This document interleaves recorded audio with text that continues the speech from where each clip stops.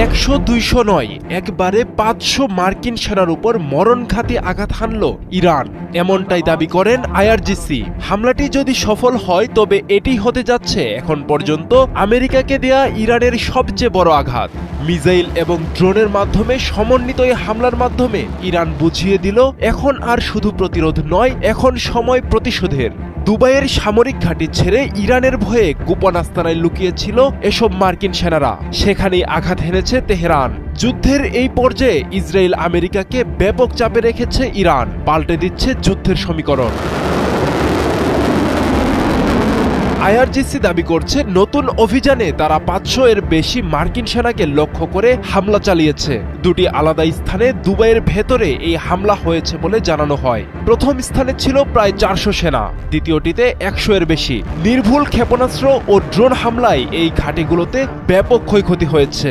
তবে এখানেই শেষ নয়, আইআরজিসি আরও দাবি করছে তারা 120টিরও বেশি অবিস্ফোরিত ক্লাস্টার বোমা নিষ্ক্রিয় করেছে, যেগুলো ইরানের ভেতরে ফেলেছিল ইসরায়েল আমেরিকা জোট। এটি শুধু প্রতিরক্ষা নয়, বরং ইরানের পাল্টা সক্ষমতার একটি শক্তিশালী বার্তা বলে মনে করছেন বিশ্লেষকরা।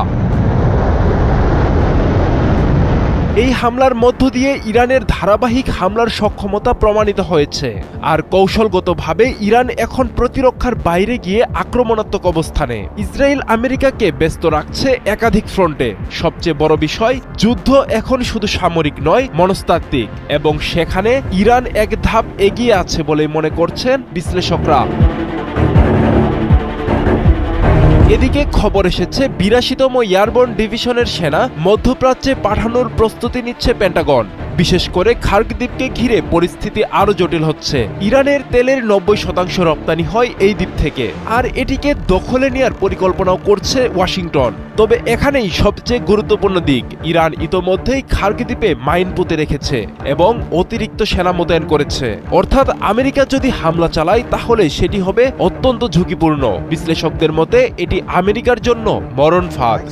بحران نفت رو تشدید می‌کنه। ইরানের কড়া বার্তা, এই অঞ্চল মার্কিন সেনাদের কবরস্থানে পরিণত হবে। এই বক্তব্য শুধু হুমকি নয়, বরং একটি বৃহত্তর বার্তা। মধ্যপ্রাচ্যে আর আগের মতো নেই মার্কিন আধিপত্য। সব মিলিয়ে মধ্যপ্রাচ্যের এই সংঘাত এখন এক নতুন পর্যায়ে পৌঁছেছে।